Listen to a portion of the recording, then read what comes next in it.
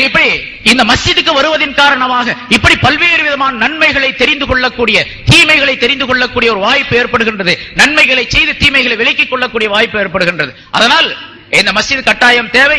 இது போன்ற பல மஸ்ஜிதுகள் சென்னையை பொறுத்த வரைக்கும் இன்னைக்கு தலைவர் அவர்கள் சொன்னதை போன்ற பல ஆயிரக்கணக்கான மஸ்ஜிதுகள் தேவை. இன்னும் இங்க இருக்கிற ஒரு 300-400 மஸ்ஜிதா இருக்கு. மெட்ராஸ்ல தாம்பரத்துல இருந்து இந்த பூந்தமல்லி வரைக்கும் எடுத்துக்கிறீங்கன்னு சொன்னா 300 மஸ்ஜிதா 350 மஸ்ஜிதா இருக்கு, சின்னது பெருசு எல்லாம் சேர்ந்து.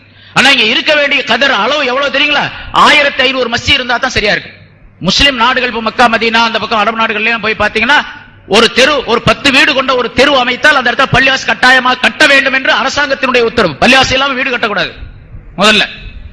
ஏன்னா வணக்கத்தினுடைய தலம் இல்லாமல் மனிதர்கள் இருக்கக்கூடாது என்பது. அதே போல கட்டாயமாக இருக்க வேண்டும். வணக்கத்தலங்கள் எந்த அளவுக்கு அதிகமாக இருக்கின்றதோ அந்த அளவுக்கு மனிதர்களுடைய தொழக்கூடிய மனப்பான்மை அதிகமாக. சில பேர் தொழுகாதவங்களும் கூட தூரமா இருப்பாங்க பள்ளிவாசலை விட்டு. சரி, இப்ப எங்க போய் தொழுகிறது, அப்புறம் அடுத்த நேரம் பாத்துக்கலாம் அப்படின்னு ஃபஜ்ர விட்டுருவாரு. அப்புறம் லொஹருக்கு வேலையா போயிடும், அசருக்கு கடையில இருப்பாரு, மகரிபுக்கு கூட்டம் வந்துடும், இஷாவுல தூக்கம் வந்துடும், முடிஞ்சு பாரு அன்னைக்கு பூரா தொழுக மாட்டாரு. ஒரு நாள் விட்டுட்டாருன்னு வச்சுங்க, அப்படியே தொடர்ந்து சரி நேத்தான் தொழுகல இன்னைக்கும் பரவாயில்ல அப்படி பாத்துக்கலாம். இப்படியே தொழுகாம ஒரு வருஷம் கழிச்சு அப்புறம் தான் யோசனை பண்ணுவாரு. லைலத்துல் கத்ர் அன்னைக்கு பள்ளிவாசல்ல வருவாரு, அஜித் பயான் செஞ்சுட்டு இருப்பாங்க, கட்டாயமா தொழுகணும் அப்படின்ட்டு. அடடா போன வருஷம் விட்டு சரி இனிமேல் தொழுவோம் அப்படின்னு சொல்லிட்டு அன்னைக்கு ஆரம்பிப்பாரு. 2-3 நாள் தொழுவாரு, அப்புறம் விட்டுருவாரு. இதுக்கு ஒரு காரணம் என்னன்னு கேட்டா பக்கத்துல மஸ்ஜிதுகள் இல்லாமல் இருப்பது, வெகு தூரத்திலே மஸ்ஜிதுகள் இருப்பது. ஆகவே மஸ்ஜிதுகள் அதிகமாக உருவாக்கப்பட வேண்டும்.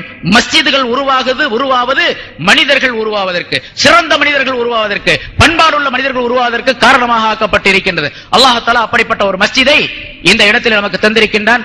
மஸ்ஜிது, இந்த மஸ்ஜிதுடைய வரலாறு சம்பந்தமாக ஆரம்பத்திலே முன்னுரை நிகழ்த்திய, வரவேற்புரை நிகழ்த்தி அவர்கள் உங்களுக்கு சொல்லி காட்டினார்கள். ஆகவே இந்த மஸ்ஜித் எந்த நோக்கத்திற்காக வேண்டி கட்டப்பட்டதோ அந்த நோக்கத்தை நிறைவேற்றக்கூடிய மக்களாக இந்த பகுதி மக்கள் இருக்க வேண்டும். வெறுமனே இன்று வந்ததோடு இல்லாமல் இங்க பல மக்கள் வந்திருக்கிறீங்க பல இடங்கள்ல இருந்து. ஆனா இந்த மஹல்லாவில் இருக்கக்கூடியவர்கள் என்ன செய்யணும் அப்படின்னு கேட்டா, ஒவ்வொரு நேரமும் இந்த மஸ்ஜிதை வந்து அலங்கரிக்க வேண்டும். அதுதான் அலங்காரம். இந்த கட்டடம் அலங்காரம் அல்ல, இதுல போட்டிருக்கக்கூடிய விளக்குகள் பேன்கள் அலங்காரம் அல்ல, இங்க இருக்கக்கூடிய பொருள்கள் அலங்காரம் அல்ல.